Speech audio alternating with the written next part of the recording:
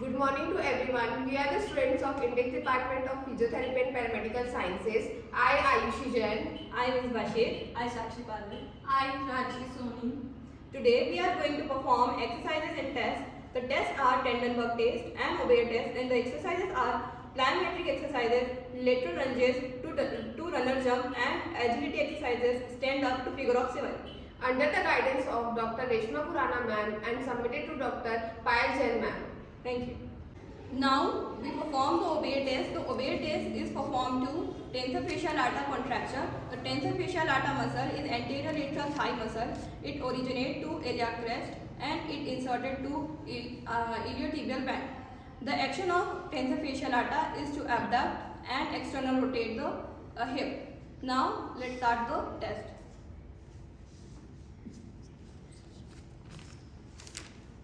ओबेयर test को हम 90 degree नी flexion और नी के एक्सटेंशन की से कर सकते हैं। ओबेयर टेस्ट को सबसे पहले हम 90 डिग्री नी फ्लेक्शन में करते हैं। अब इसमें पेशेंट की पोजीशन रहेगी साइड लाइन, थेरापिस्ट की पोजीशन रहेगी बिसाइड द पेशेंट। इसमें ओबेयर टेस्ट करते वक्त हमें ध्यान रखना है कि उसका जो लोअर लेग है वो फ्लेक्शन में, उसका जो हिप है और नी फ्लेक्शन में रहे स्लाइटली, और जो उसका अपर लेग है उसको थेरापिस्ट होल्ड करेगा। उसका जो पेल्विस है उसको थेरापिस्ट स्टेबलाइज करेगा जिससे कि उसका पेल्विस बैकवर्ड पोजीशन में ना जाए। उसके नी को होल्ड करके उसके हिप को एबडक्ट करेगा और एक्सटेंशन में लेके जाएगा। देन नी जो है हमारा 90 डिग्री फ्लेक्शन में रहेगा।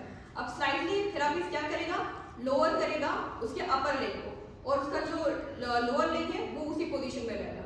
देन फॉरवर्ड पोजीशन में लेके जाएंगे पेल्विस को जिससे कि पेल्विस बैकवर्ड पोजीशन में ना आए। Then slightly lower the upper lid तक। ये टेस्ट पॉजिटिव होता है अगर पेशेंट जो है उसको कॉन्ट्रैक्शन मिलता है और वो अपना लेग नीचे ना लेते आए, मतलब उसका टेबल की तरफ पैर ना आए, तो ये टेस्ट पॉजिटिव होता है।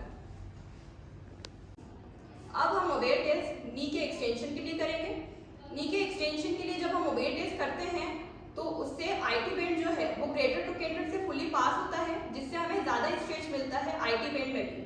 सो हम इसको स्टार्ट करते हैं जिसमें पेशेंट पोजीशन रहेगी साइड लाइन, थेरापिस्ट पोजीशन रहेगी बिसाइड द पेशेंट। अब जो लोअर लेग है पेशेंट का वो फ्लेक्शन में रहेगा, हिप और नी स्लाइटली, और जो अपर लेग है उसमें हम पेल्विस को स्टेबलाइज करेंगे जिससे कि उसका बैकवर्ड पोजीशन में ना जाए पेल्विस, और जो हमारा नी है वो एक्सटेंशन में रहेगा। अब हम क्या करेंगे, अब हम जो हिप है और जो उसका हिप है उसको वो एबडक्शन में एंड एक्सटेंशन में लेके जाएंगे। देन हम जो अपर लेग है उसको स्लाइटली लोअर डाउन करेंगे टेबल की तरफ। अगर जैसे हमने अभी किया ऐसे, ये टेस्ट पॉजिटिव होता है अगर जो पेशेंट है वो अपना पैर लोअर डाउन ना करे, जिससे कि हमें पता चलता है कि हमारा जो टेंसर फेशियल लाटा मसल है उसमें कॉन्ट्रैक्शन है और उसको पेन भी मिलता है। अभी तक हमने देखा कि ओबेयर टेस्ट से हम 90 डिग्री ओबेयर टेस्ट कैसे करते हैं और नी एक्सटेंशन ओबेयर टेस्ट कैसे करते हैं। अब हम देखेंगे कि ओबेयर टेस्ट से हम न्यूरोलॉजिकल साइन और फीमोरल नर्व को कैसे चेक कर सकते हैं, जिसमें पेशेंट पोजीशन रहेगी साइड लाइन, थेरापिस्ट पोजीशन रहेगी बिसाइड द पेशेंट। अब हम करेंगे जो उसका लोअर लेग है वो फ्लेक्शन और एक्सटेंशन में लेके जाएंगे, और जो उसका अपर लेग है उसको नी को होल्ड करेंगे और उसको 90 डिग्री फ्लेक्शन में लेके जाएंगे। अब उसका जो हिप है उसको एबडक्ट करेंगे और एक्सटेंशन में लेके जाएंगे ऐसे। अब उसको लोअर डाउन करेंगे। अगर पेशेंट कंप्लेन करता है कि उसको एंटीरियर थाई में पेरेस्थीसिया और पेन मिलेगा तो ये जो टेस्ट है वो पॉजिटिव होता है। इससे हमें पता चलता है कि फीमोरल नर्व में पैथोलॉजी प्रेजेंट है।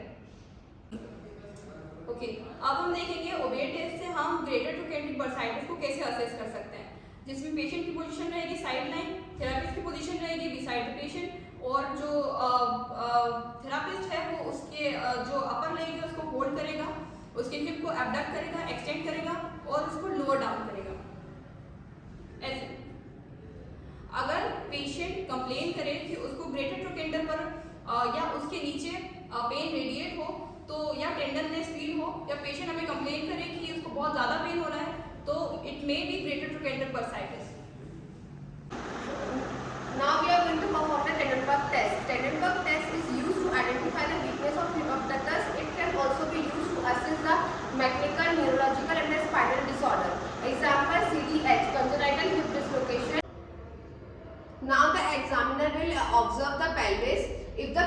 drops, the Trendelenburg sign is positive. If the pelvis in the neutral position, then the sign is negative. Now let's perform the test. The Trendelenburg test is used to assess the gluteus medius muscle. The origin of it is outer surface of ilium. Insertion is greater trochanter, and the action is abduct, medially rotate, and tilt the pelvis.